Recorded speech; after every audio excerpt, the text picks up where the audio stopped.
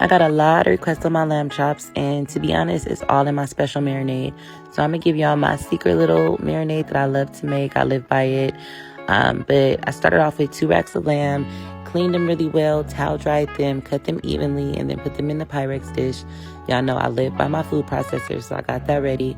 Added some olive oil, added some fresh parsley, some Tabasco hot sauce, some dried rosemary and dried thyme, salt and pepper, some garlic, and then some red chili pepper flakes that I did not add on there. Blended that right on up, and then at this point, it smells so good. I added it all onto my my lamb chops, and then I just went ahead and kind of massaged it all in there on every single piece. I don't want to leave out anything. And then you're going to let this sit for about 6 hours and up to 48 hours. I actually only did mine 2 hours because I was trying to get dinner started. But for like the best taste, like at least 6 hours minimum. And then, like I said, up to 48 hours. So you want to put that into the refrigerator. Then I took it out and let it sit for 15 minutes and got started basically with 2 tablespoons of olive oil and then a tablespoon or 2 of my signature garlic butter.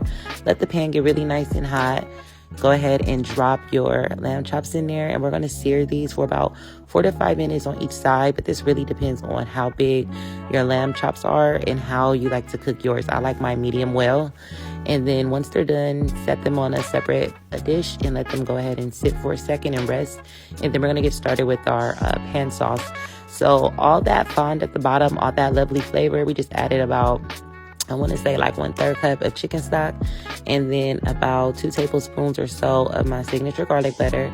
Cook that on medium, and you just want all those flavors to get in there. It's going to be like this really rich, like buttery goodness. And then you just want to go ahead and add it on to your lamb chops now. And then at this point, you can eat them, pair it with whatever you're going to eat. But yeah, I hope you guys enjoyed this recipe. Let me know how you like it.